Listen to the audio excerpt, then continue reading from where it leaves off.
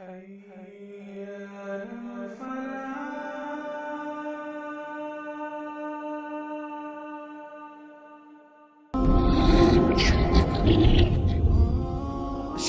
promised Allah subhanahu wa ta'ala 4 things.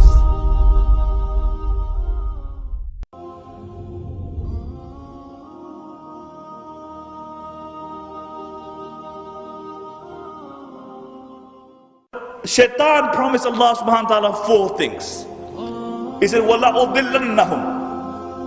He said, I will lead them astray. And you look at majority of humanity today, instead of becoming the servants of Rahman, they are the servants of Shaitan. Then he said, وَلَا أُمَنِّيَنَّهُمْ. And he said, I will give them unto their false passions and their desires. And subhanAllah, you can broadly define false passions and desires into 2. One are your carnal desires, your desire for the flesh. And you look at our society, how it has succumbed to the wish of Shaitan. Really, you look into our society today, that it is a sex-driven society, it is a sex-mad society. That the society promotes sex as long as you have safe sex, because according to them, it's a physical thing.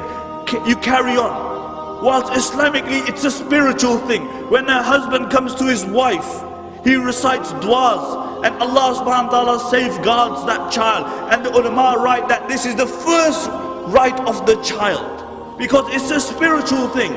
And you look at our society today, that if by the age of 16 you haven't broken your virginity, there's something wrong with you.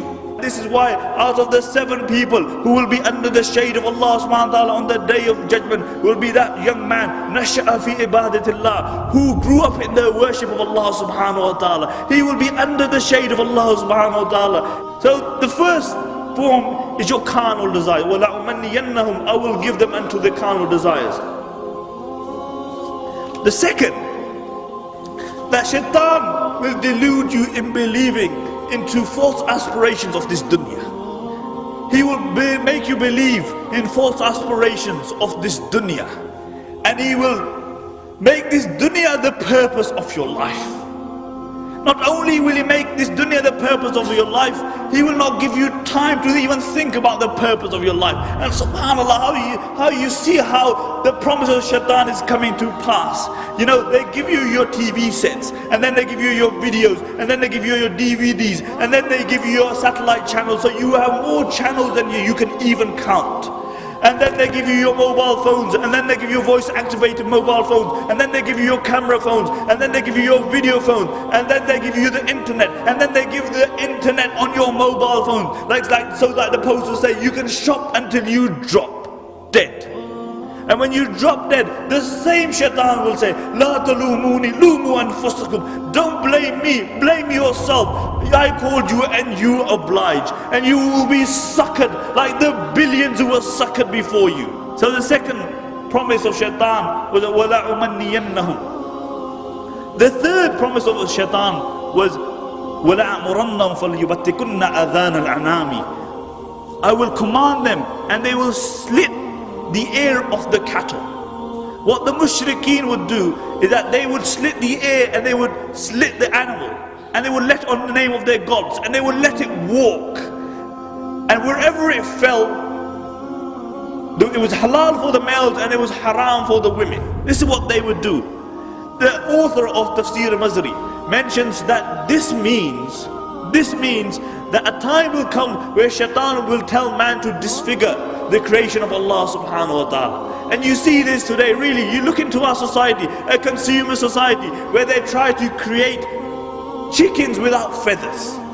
They try to create chickens without feathers. Where recently in Switzerland, they found a fruit fly. And from that fruit fly, they found a gene which they dubbed eyeless. And when they noted that wherever they injected this gene, an eye would grow. And they injected this gene on 14 places of this dragon, or this fruit fly. And on 14 places on the anatomy of the fruit fly, eyes grew. See, this is man playing God, playing with the creation of Allah subhanahu wa ta'ala. But it doesn't stop there. You look at those who reach the pinnacle of success. Really, look at those people who reach the pinnacle of success. Those like Michael Jackson. You know, this guy was a good looking person a few years ago. But he reaches the pinnacle of success, and then he's deluded by the dunya. He even thinks that there must be some more contentment out there, but doesn't really realize that the only contentment is the contentment of the heart. The only time you can really have contentment is when you recognize your creator. And then what does he do? He starts playing around with his features. He starts disfiguring his features. And now you look the way, the guy doesn't even look like a human being. Because this is what shaitan said, I will command them and they will change, disfigure the creation of Allah subhanahu wa ta'ala. And the fourth promise of shaitan is, وَلَأَعْمُرَنَّهُمْ فَلْيُغَيِّرُنَّ خَلْقَ اللَّهِ. I will command them and they will change the creation of Allah subhanahu wa ta'ala. Subhanallah. You know, the traditional interpretation for this verse was to shave the beard was to change the creation of Allah, because this was a sign of a man. To pluck the eyebrows was a sign of change, a sign of changing the creation of Allah subhanahu wa ta'ala. But because the book of Allah subhanahu wa ta'ala transcends time and space, it is relevant for all time, because it guides us until the final day. Today, it relates to your GM foods. This is changing the normal process, changing the creation of Allah subhanahu wa ta'ala. See, when they take the antifreeze gene from the Arctic fish, and they inject it into your tomatoes so they have longer shelf lives. This is playing with the creation of Allah subhanahu wa ta'ala. Because believe it or not, fish don't have relationships with tomatoes. It doesn't work like that. This is GM food. You're playing with the creation of Allah subhanahu wa ta'ala. And look, what could be a greater change in the creation of Allah subhanahu wa ta'ala? What could be a greater change in the creation of Allah subhanahu wa ta'ala? That a man transforms into a woman and a woman transforms into a man. And this was the fourth promise of shaitan. And you see it coming to pass today. What greater change could there be? That a man becomes a woman and a woman becomes a man. And shaitan says, I will command them and they will change the creation of Allah subhanahu wa ta'ala. And then the Prophet ﷺ said, hold on to the book of Allah. فِي نَبَأُ مَنْ كَانَ قَبْلَكُمْ وَخَبْرُ مَا بَعْدُكُمْ وَحُكْمُ مَا بَيْنَكُمْ. And the book of Allah subhanahu wa ta'ala is a hukm between you. It is a thing which passes verdict between you. هُوَ الْفَصْلِ لَيْسَ بِالْحَصْلِ. The Prophet ﷺ articulated this 1400 years ago, that when the Muslims will think that their honor lies somewhere else, that Allah will disgrace them. Look at the Sahaba radiallahu anhum. These were a group of people who were regarded by the rest of humanity as asfal as-safilin. And then the Prophet ﷺ came and he transformed these people. He brought an impetus, he brought a drive, and this was Islam. And then these very people who were regarded as the worst of people became the best of people to walk upon this earth after the Anbiya alayhi salatu wasalam. What was it? It was Islam. See, for other people, other philosophies will work. For other people, other ideologies will work. But for the Muslims, nothing besides Islam will work. Because this is ummah regarding what the Prophet Allah subhanahu wa ta'ala articulates in the Quran. كُنْتُمْ خَيْرَ أُمَّةٍ أُخْرِجَتْ لِلنَّاسِ تَعْمَرُونَ بِالْمَعْرُوفِ وَتَنْهَوْنَ عَنِ الْمُنْكَرِ. That you are the best of creation. You are taken out for mankind. Now, if you think that your Israelites in some other philosophy and ideology, you're deluded.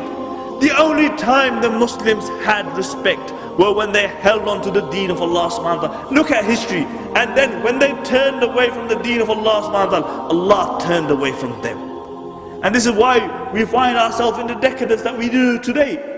Look at the state of the Muslims. And until we realize that the problem that we have today is because we have turned away from Allah subhanahu wa ta'ala, and we go back to the Quran and the Sunnah, we go back to the words of the Prophet sallallahu alaihi wasallam and find our remedy. But the problem is that we look for remedies everywhere else other than where we should. And this is why we're in a sick state. Aren't we sick today? Aren't the minds of the youth confused? What should we hold on to? Aren't the hearts sick? Because society has many impulses. It will tell you, pull you in many directions. And then the more direction you go, the more confused you will be. Do you know what causes seasickness? Seasickness. Do you know what causes it? See, the ears send a message to the brain that, you know, when the boat rocks, that there's something wrong. And the eyes send a message to the brain, no, I see everything's fine.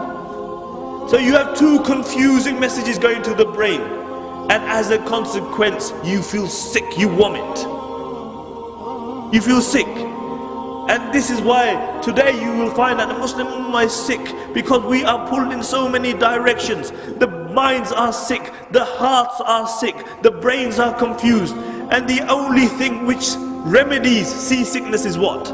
That when you come up to the top deck and you look at something which is totally straight, like the horizon, then all the confusion is removed. And similarly, there is only one guidance for us. And Allah subhanahu wa ta'ala states this in the beginning of Surah Qaf. He says, Alhamdulillahi allazi anzala ala abdi al-kitaba wa lam yaj'al lahu iwaja. All praise be to Allah subhanahu wa ta'ala, who has revealed on the Prophet sallallahu alaihi wasallam, his servant, a book, and he has left no crookedness in it. And until we return to a book which has no crookedness, we will remain in the confusion that we find ourselves in today. May Allah subhanahu wa ta'ala make us from amongst those who follow the sunnahs of the Prophet sallallahu alaihi wasallam. May Allah subhanahu wa ta'ala make us from amongst those in a time of fitna go back to the book of Allah subhanahu wa ta'ala. May Allah subhanahu wa ta'ala keep us united in this dunya, and may Allah subhanahu wa ta'ala reunite us in Jannatul Firdaus. Subhanaka wa bihamdika, nashhadu an la ilaha illa anta wa nastaghfiruka.